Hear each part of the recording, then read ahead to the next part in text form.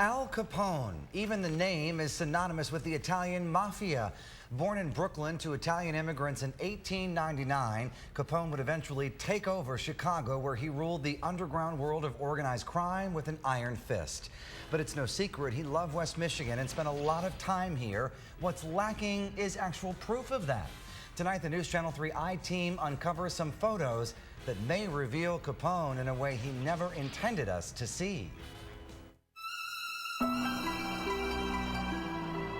On the shores of Gun Lake, in an old vacation cottage under dusty attic floorboards, was a box. In the box, found 50 years ago, thousands of photos that could be of notorious gangster Al Capone. No one knows for sure yet, but we do know Capone was here. There was no more widely feared wise guy than Al Capone. Scarface. I'm a businessman.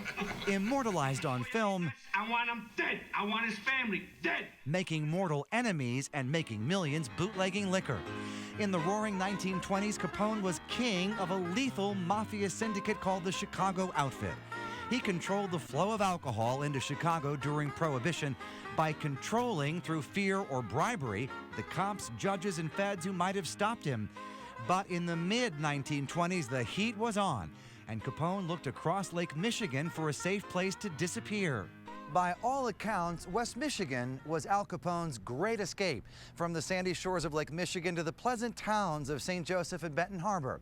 Here, he didn't have to be Al Capone. He could be just an ordinary Joe. Capone came here to get out of Chicago, and this was sort of a playground for him. Local historian Bob Myers is captivated by Capone and by his uncanny chameleon-like ability.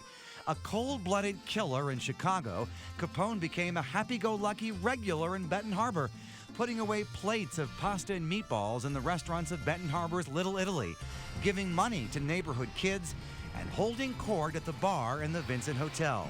He even threw himself a lavish going-away party at the Vincent right before the feds hauled him off to prison for tax evasion. There was a little bit of controversy with that because some of the locals said that the management of the Vincent had kicked them out of the room in favor of Capone. He held a two-day party, brought all of his cronies from Chicago, came here, had a party, and then went to prison after that. And Capone's cronies liked the lakeshore too. Louis Campagna owned a mansion in Berrien Springs, now home to Muhammad Ali, and Fred Killer Burke bought this house in Stevensville.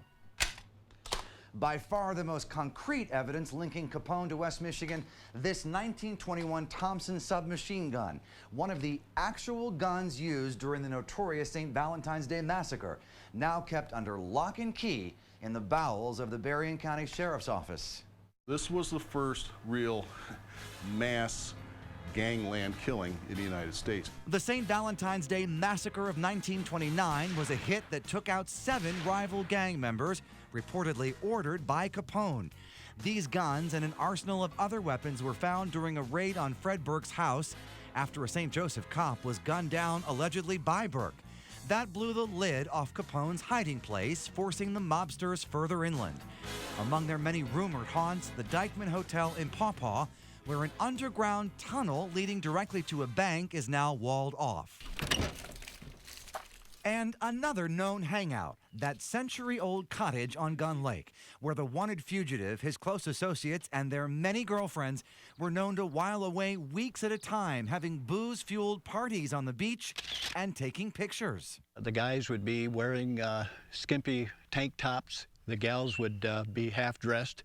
And of course, this was noticed by many of the locals. Don Strayer owned Chicago Point and discovered the mysterious photos that could be Capone. See that entrance there? They were tucked away in the corner of an attic, undetected for decades. Inside the boxes, literally hundreds, perhaps 1,000 or 2 old photographs. These photographs were not meant to be found. They were hidden away. They were back in the corner, and the former owners probably forgot that they even had them back there.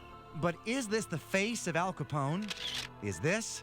Certainly looks like the world's most famous gangster, but just as no one could ever prove he was behind the brutal crimes he was accused of, it may be hard to prove this is him.